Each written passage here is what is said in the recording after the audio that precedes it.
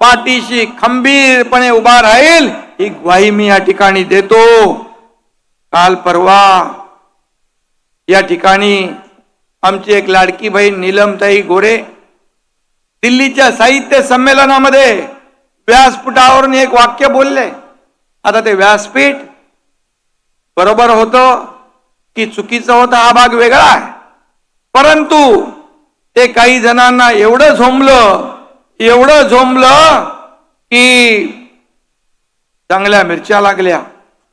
आणि हा एकनाथ शिंदे त्यांना पुरून उरला होता। आता गोरेंनी बाहेर काढले त्यांचे काळे धंदे, त्यामुळे मिरची लागली। हे आता बोललेत का त्या?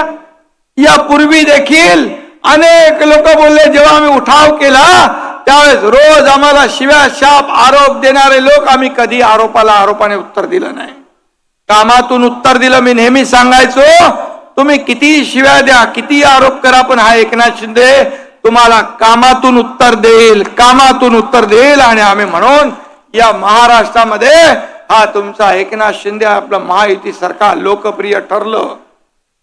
पण जेव्हापासून यांची खुर्ची गेली तेव्हापासून यांना लागली मिरची। ते काय पोट काय दुखतंय पोटात? कोणी प्रधानमंत्र्यांनी काम चांगलं केलं?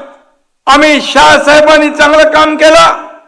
बाळासाहेबांचं स्वप्न अयोध्येत राम मंदिर बांधण्याचं होतं, काश्मीर मध्ये 370 कलम हटवण्याचं होतं, कोणी स्वप्न पूर्ण केलं?